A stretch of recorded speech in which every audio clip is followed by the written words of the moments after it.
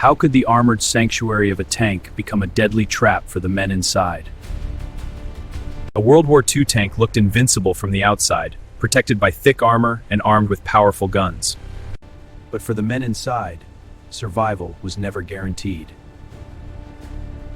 Tank crews were recommended to spend no more than 10 hours a day inside their vehicle. The rest of the time was meant to be spent outside, resting, eating, and sleeping. But in combat, this was often impossible, with constant threats. Sleeping inside was rare. There simply wasn't room to stretch out or relax. Many crews slept beside their tank or even dug trenches underneath for protection against artillery.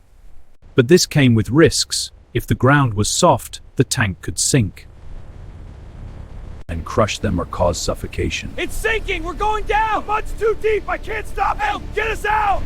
No way, it's too dangerous under there. Agreed. We'll sleep right here. Safer out here. Inside the tank, space was extremely limited.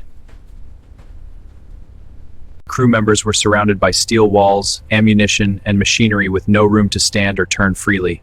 Every movement had to be precise to avoid injuring themselves or jamming mechanisms. Temperatures inside could exceed 100 degrees Fahrenheit, especially after firing or with hatches closed. This led to dehydration, heat exhaustion, and even risk of heat stroke. There were no bathrooms, forcing crews to use containers or hold it for hours. The bare steel interior offered no padding, so sudden movements could cause injuries. Rough terrain caused concussions and bruises when bodies slammed into hard surfaces. Special padded tanker helmets helped, but risks remained high. Vision was severely limited to small slits and periscopes. Dust, mud, and debris often blinded the crew completely. In columns, rear tanks were often blinded by dust kicked up ahead. Damn it, I can't see a thing up ahead! Commanders sometimes opened hatches for better visibility. But this was risky in combat due to snipers. Buttoned up. Visibility is 0. Copy, Commander. Intercom only. Driver here. Stay sharp. Control, we're blind out here. Need guidance. Copy. Left then push. Enemy contact ahead. Left is clear. Moving. The noise inside was deafening, with the engine roar amplified in the confined hull. I can't hear you! What is going on? Everyone calm down! This is insane! Status report.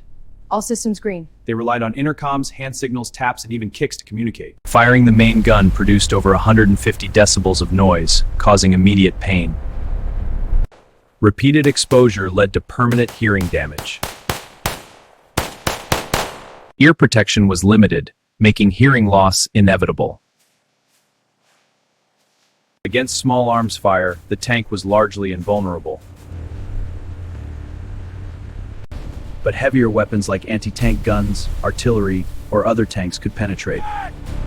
Penetrating hits could send hot metal spall flying inside, wounding or killing crew. Ammunition could ignite, or fuel lines rupture, causing rapid fires. Escape was a race against spreading flames and smoke. But hatches could jam, or fire spread too fast. It's not on fire! I'm trying! It's jammed! Many crews couldn't get out in time.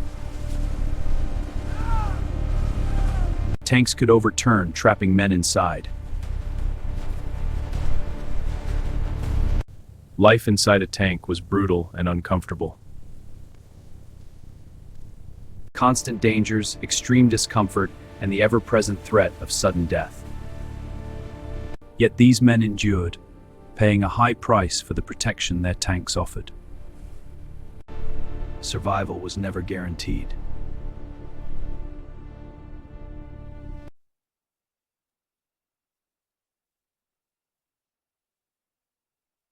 Driver right! Driver advance!